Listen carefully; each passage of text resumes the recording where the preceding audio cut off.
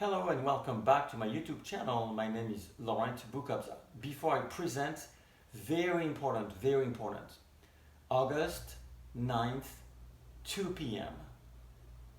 Eastern Time, my first ever live performance on Facebook. So please join August 9th, 2 p.m. live on Facebook. So let's talk about now the first movement of the fourth sonata. It's an allegro molto and con brio. So allegro molto means very allegro, so you're gonna have to go for it. And con brio is a lot of brio. So I think that Beethoven on the third sonata, the first and last movement, discovered that happiness of creating this virtuosity. From the very beginning, we're gonna go pretty fast. That's gonna be pretty intense. The development will be very intense, a lot of very intense moments, but lots of beautiful moments. And for the first time, Beethoven is going to associate the piano with an orchestra. At the very beginning, we have 3 times a melody repeated.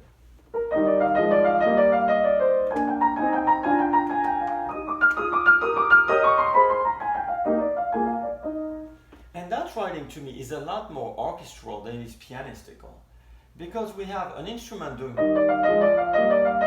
another one answer with a different tone, and then the flute, and now the left hand. That's so woodwind, boom, boom, boom. We're really in the woodwinds in here. We're not in the piano. The other part too is the repetition. We're gonna see a lot of repetition in that sonata, and that starts from the very beginning with the left hand. Beethoven could have chosen any other patterns to accompany that chord. At the beginning, which by the way, this chord sounds a lot like French horn to me, more than it sounds piano. And we have, from the very beginning, we have a very orchestral type of writing. And then of course, we're gonna have the big surprises, because Beethoven is a composer of contrast. So we have,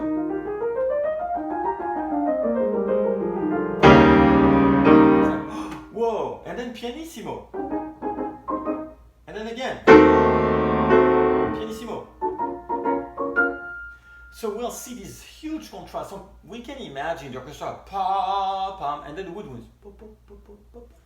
Very interesting. So after that E flat major first theme, we're gonna have 2 bridges that's gonna go to the second theme, pretty long bridge. And here's the second theme in B flat, which is normal, dominant. So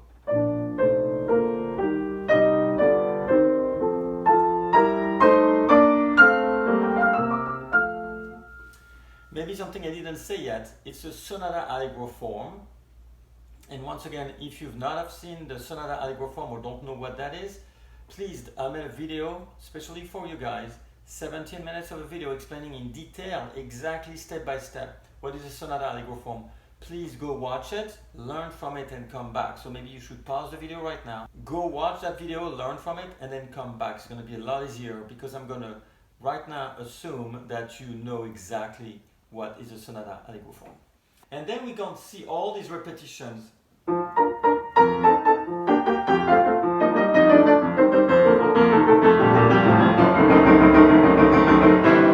see that? He could have done a tremolo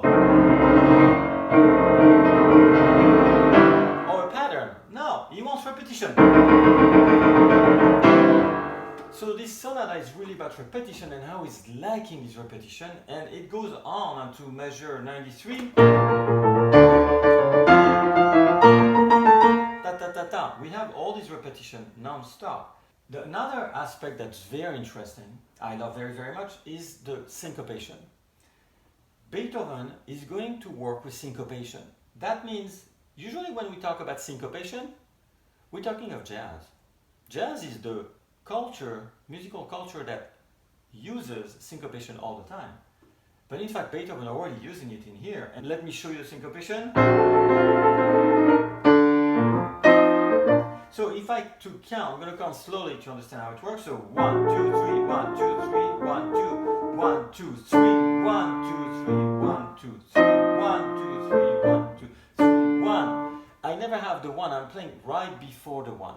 The concept of playing before the one is ta ta ta ta ta. We see when I do that ta ta ta ta ta ta ta ta.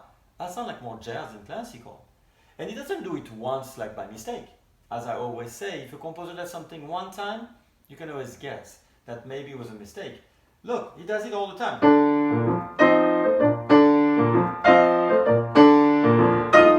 And finally on the beat.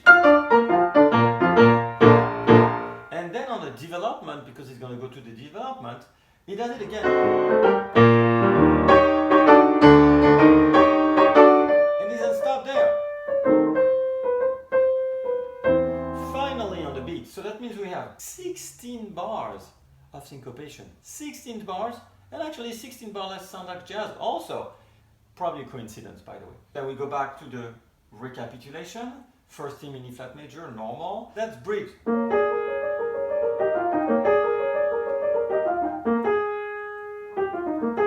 The fact that it's off beats again, a little reminder. But you see that just one time. It's repeated second time, but it's only one time. And then we're going to go back to the second thing, which of course is going to be in E flat, because it's supposed to be, and for once Beethoven really follows the rules. These repetitions again. To have to that big surprise, because we're not supposed to be in F major. Then we are having. We should have.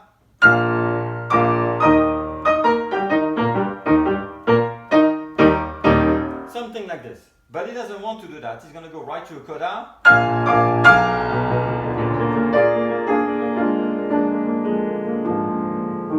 And here I'm crossing my hands. And you're going to see that in the next movements, I'm going to cross my hands a lot also again. But look, in that coda again.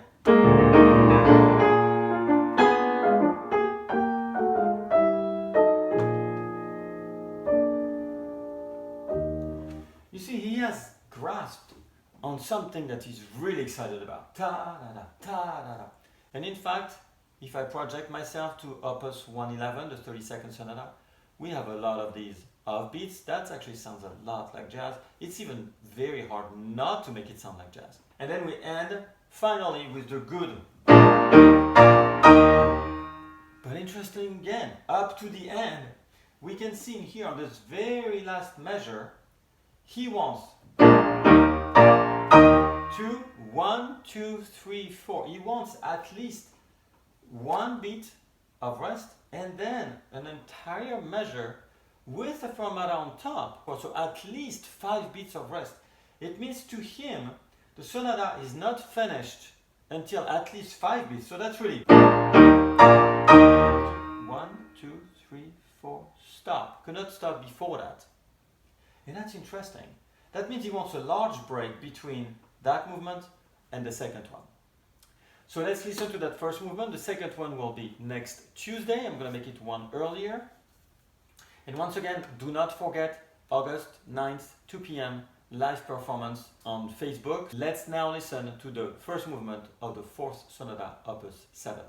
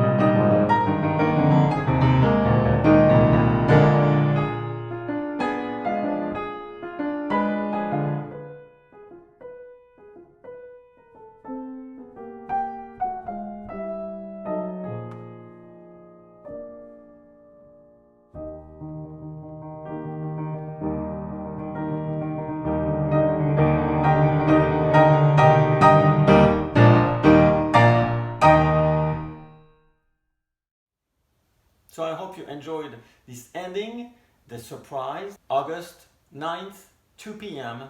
Please do not forget, live on Facebook. You can also follow me on all the social media underneath, Twitter, LinkedIn, Instagram, Facebook.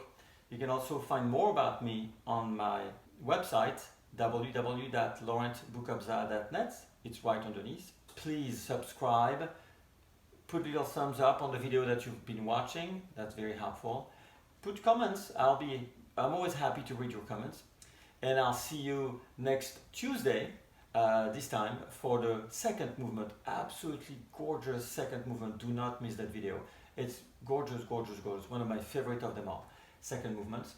And of course, August 9th, 2 p.m. live on Facebook. Looking forward to see you all. Thank you. Bye-bye.